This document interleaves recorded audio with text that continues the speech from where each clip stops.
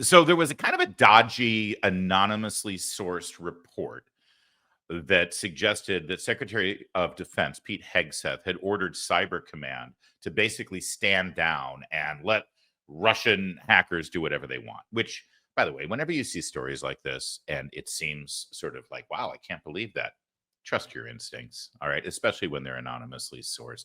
But here you see it. Here's the article, and Hillary Clinton decided to post about it. I don't know why she tries. Honestly, Hillary, it's just sad at this point.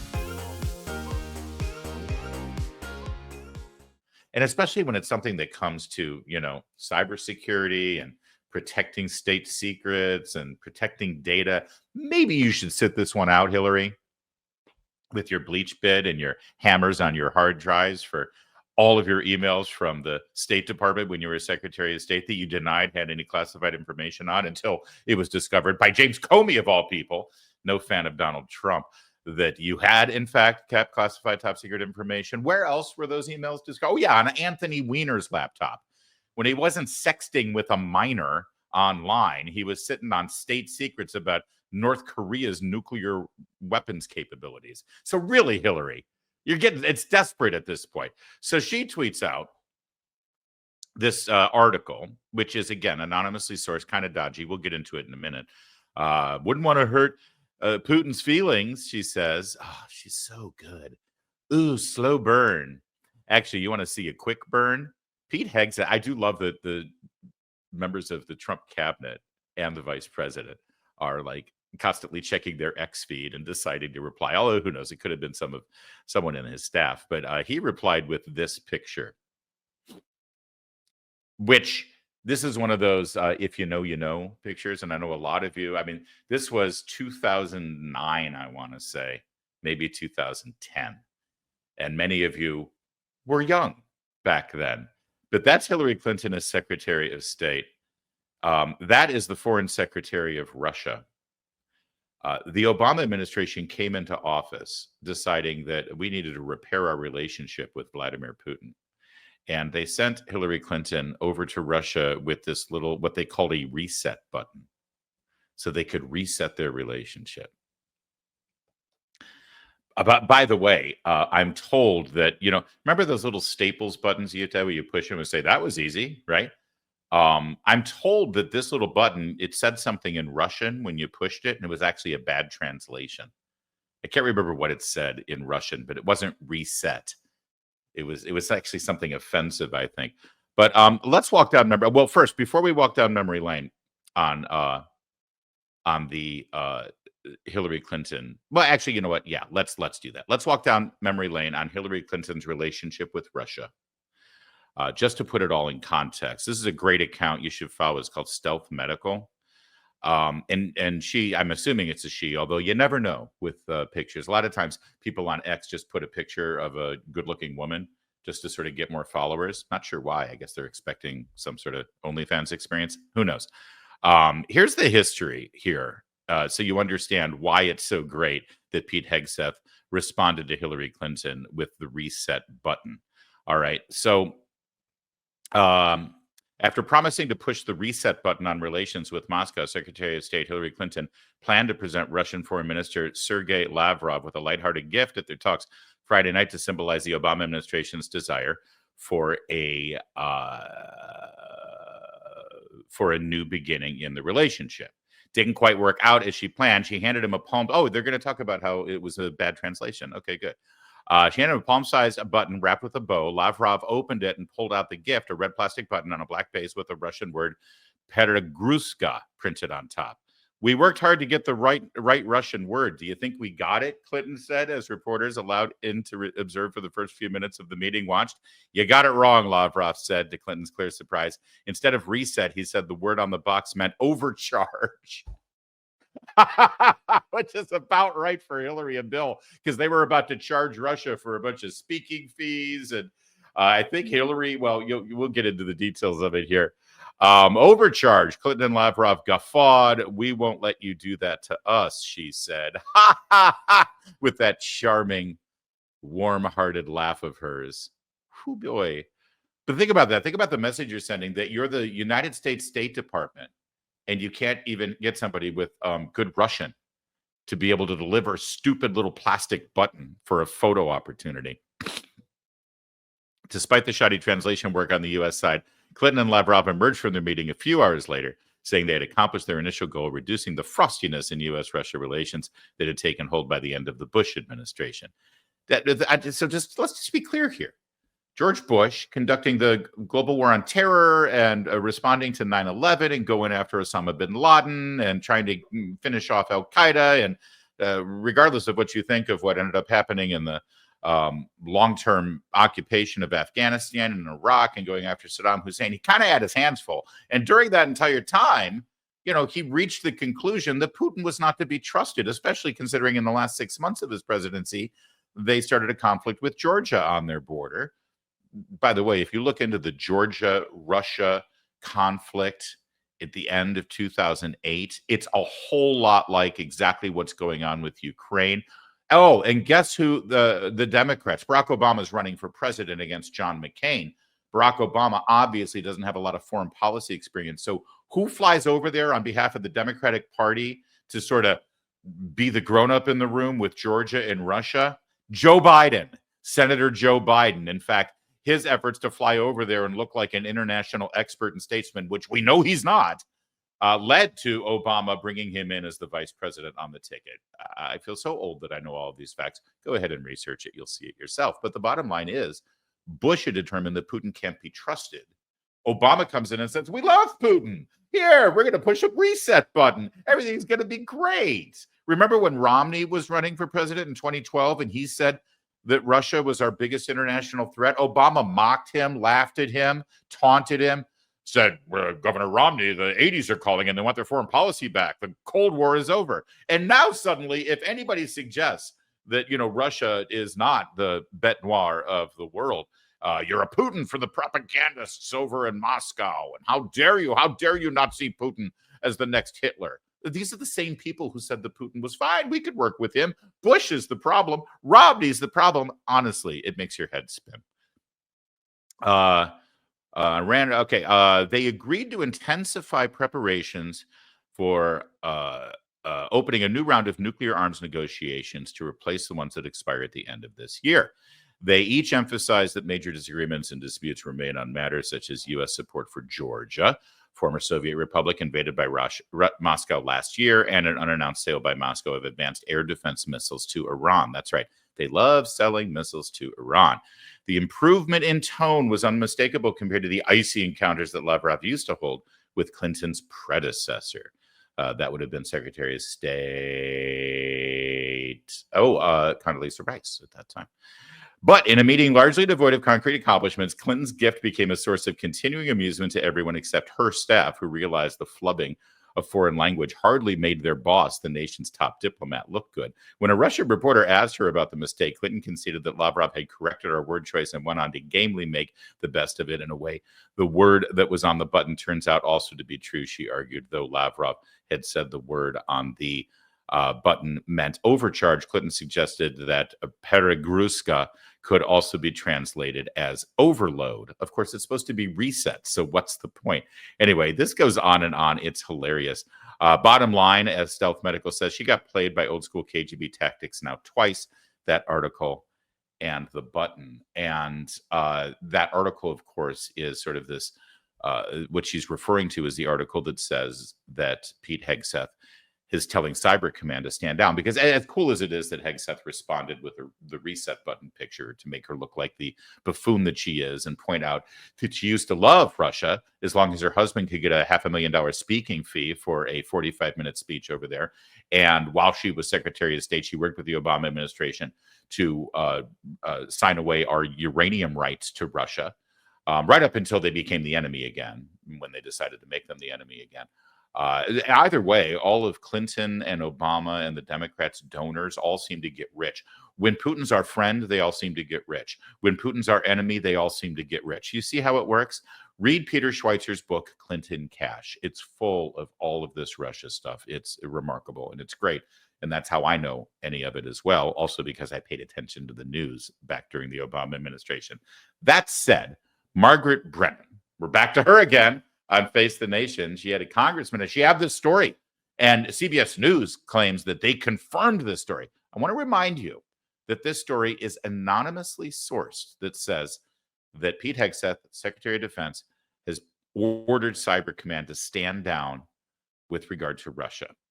And CBS News says that they have confirmed it as well. Oh, really? Who confirmed it? It's anonymous. We cannot tell you. So she confronts a congressman about it. Take a look at this. CBS has confirmed these reports that Defense Secretary Hegseth has ordered U.S. Cyber Command to temporarily halt cyber operations and planning against Russia. The Washington Post reports that that's as long as the negotiations continue. There are no negotiations underway. Does this concern you? Have you been briefed on this? I don't. No, I'm not unaware of that. I don't believe that would be. There are too many. I'm certain considerations there for that to be an accurate statement. So blanket. But they have ordered Cyber Command to halt cyber operations. Considering what I know considering what I know what Russia is currently doing against the United States, that would, I'm certain, not be an accurate statement of the current status of the United States operations. You are confident that the United States... I'm confident, considering what Russia is currently doing against the United States the status against Russia would not be that. Considering what we are facing from Russia operations, yes.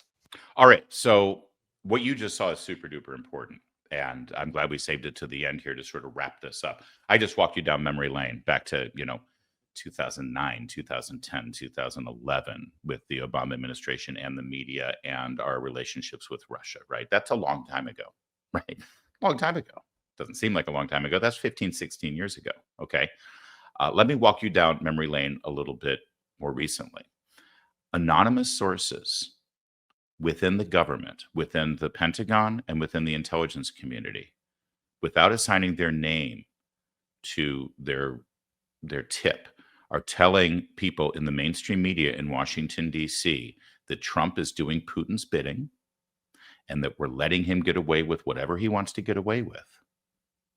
And we're going to give you this anonymous tip. And by the way, by definition, this kind of anonymous tip has got to come from somebody with high-level clearance. If it's true, it's coming from people with high-level clearance, like super top secret clearance, in the realm of our Defense Department and our intelligence community, surveillance, and cyber, specifically cyber warfare community. This is very sensitive stuff that it should not be leaked. Let's say this. Let's say this story is true. How damaging is it? Not to Trump, not to Hegseth. How damaging is it to the United States of America to have this story out there? If it's true, by the way, which I'm not saying that it is. But this is a major violation for somebody to leak this anonymously. It is a crime, like you're going to Leavenworth crime. Sort of like this is Edward Snowden kind of stuff, except it's not just dumped out to the universe. It's quietly, privately, secretly, anonymously leaked to a reporter that will then take that information and use it either in the Washington Post or on CBS News to go after Trump politically.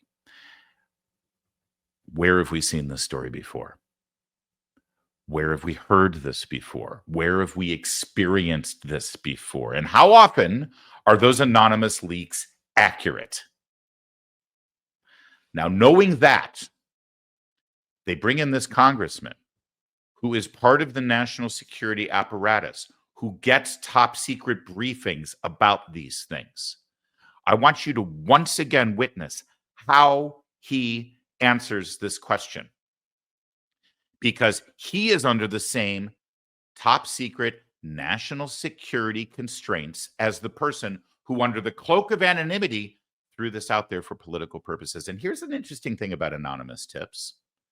You've got the information that's been leaked to CBS News, to wherever, and that then becomes the story.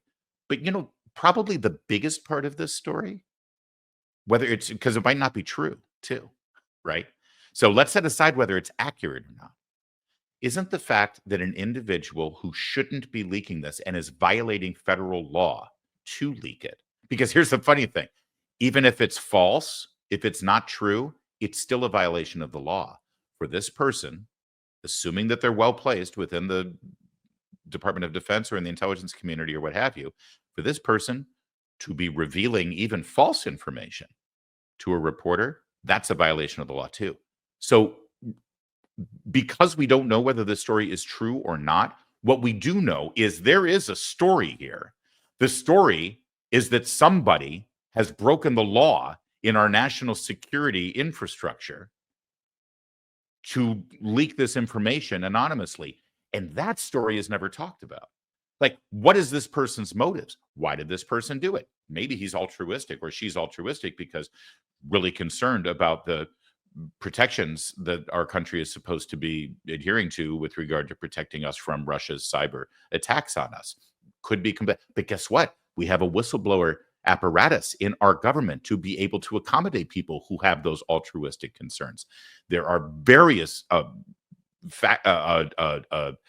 pathways within the government where this person can legally raise their concerns. Direct to Congress if they have to. You'll remember Senator Schumer of New York actually famously, after Trump was inaugurated last month, put up a whole tip line. If you're a federal worker and you know of things, we'll protect you, right? You've got whistleblower pathways legally for people to be able to say, hey, this is a violation of our Constitution. This is a violation of our national security. It should get looked at. This person didn't do that. This person called a reporter. Why?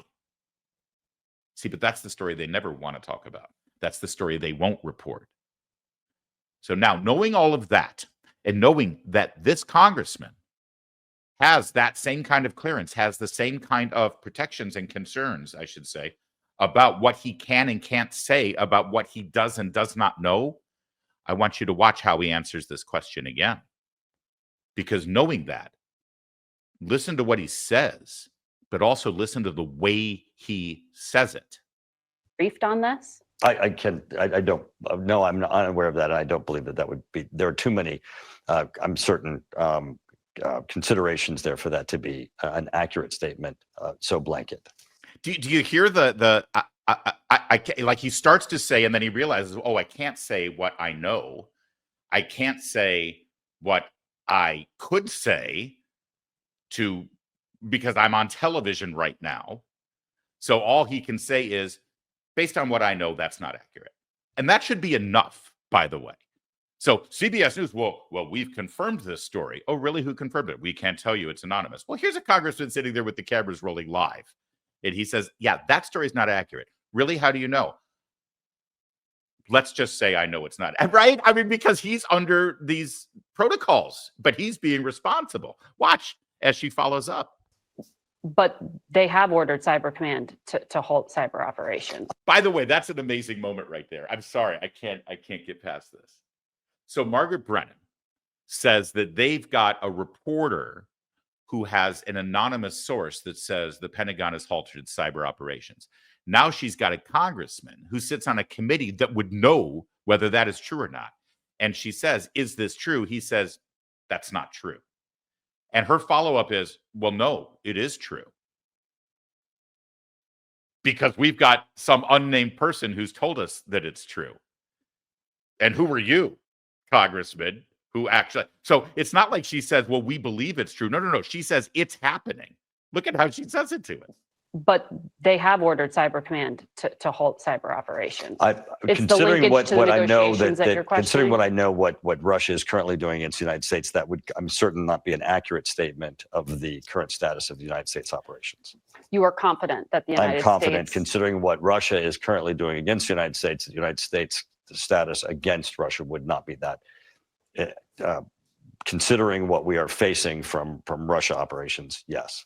Do you notice how he stops himself from completing his sentences so many times because he doesn't want to violate state secrets and national security secrets? Something that this anonymous leaker, if they in fact do have any sort of stage, didn't mind doing by falsely leaking or accurately leaking. Again, I don't know what the truth is. Margaret Brennan seems to know what the truth is. But when you've got a congressman sitting across from you who seems rather credible saying, no, this isn't true, maybe you should say, oh, okay, so there's some doubt about this. Nope, Margaret Brennan has no doubt. Why? Because the effect of that story and the reason that story is out there in the first place has already accomplished its mission to plant the seed, not just with the American people, but also, more importantly, frankly, with the propagandists in our media, that Trump is standing down our national security to allow Putin to come after us because he's Putin's puppet, because he does Putin's bidding.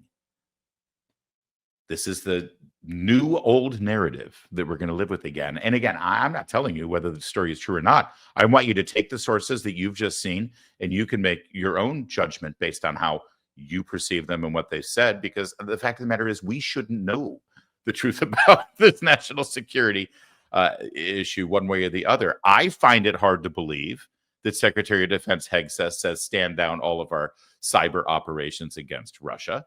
And generally speaking, if it's hard to believe, I tend to not believe it, especially because we have the wisdom of living through the last 10 years of our lives. How many times have we been told by people like Margaret Brennan or people like the Washington Post that anonymous sources within the government has said Trump has done A, B, C, all the way through Z to help Putin and help Russia and help Moscow? He's a Putin puppet. He's an apologist for the Russians. Putin's got dirt on him. Steele dossier. He stole the election. Russian collusion. On and on and on. He has top secret documents at Mar-a-Lago. He's going to sell them to our enemies. We should raid his house at 6 a.m. On and on and on. They're just doing it again. And funny thing, this story might be true. But given the source, honestly, I have no reason to believe it. That's their fault, by the way.